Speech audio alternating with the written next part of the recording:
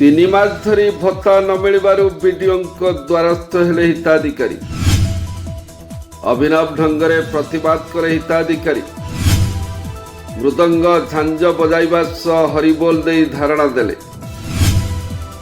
ଏଭଳି ଚିତ୍ର ଦେଖିବାକୁ ମିଳିଛି ବାଲେଶ୍ୱର ସଦର ବ୍ଲକରେ। ସଦର ବ୍ଲକ କାର୍ଯ୍ୟାଳୟ ସମ୍ମୁଖରେ ଦେଲେ ଧାରଣା।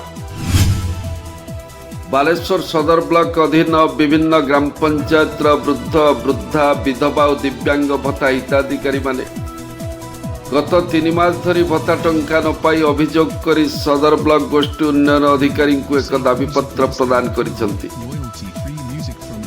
ଦାବିପତ୍ରରେ ସେମାନେ ଉଲ୍ଲେଖ କରିଛନ୍ତି ଯେ ପୂର୍ବରୁ ସେମାନେ ପ୍ରତି ମାସ ବ୍ୟାଙ୍କ ମାଧ୍ୟମରେ ଭତ୍ତା ପାଉଥିଲେ, କିନ୍ତୁ ଗତ 3 ମାସ ଧରି ଭତ୍ତା ଟଙ୍କା ଖାତାରେ ଜମା ହୋଇନଥିବାରୁ ସେମାନେ ଚରମ ଆର୍ଥିକ ସମସ୍ୟାର ସମ୍ମୁଖୀନ ହେଉଛନ୍ତି।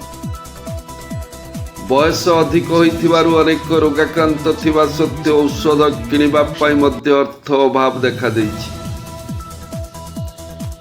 ହିତାଧିକାରୀମାନଙ୍କ ଅଭିଯୋଗ ଅନୁସାରେ କେତେକ ସ୍ଥାନରେ ନଗଦ ମାଧ୍ୟମରେ ଭତ୍ତା ପ୍ରଦାନ କରାଯାଉଥିବା ବେଳେ ବ୍ୟାଙ୍କ ଜରିଆରେ ଭତ୍ତା ପାଉଥିବା ଲାଭାର୍ଥୀମାନେ ବଞ୍ଚିତ ହେଉଛନ୍ତି। ତେଣୁ ତୁରନ୍ତ ବକେୟା 3 ମାସର ଭତ୍ତା ଟଙ୍କା ବ୍ୟାଙ୍କ ଖାତାରେ ଜମା କରିବାକୁ ସେମାନେ ପ୍ରଶାସନ ନିକଟରେ ଦାବି ଜଣାଇଛନ୍ତି।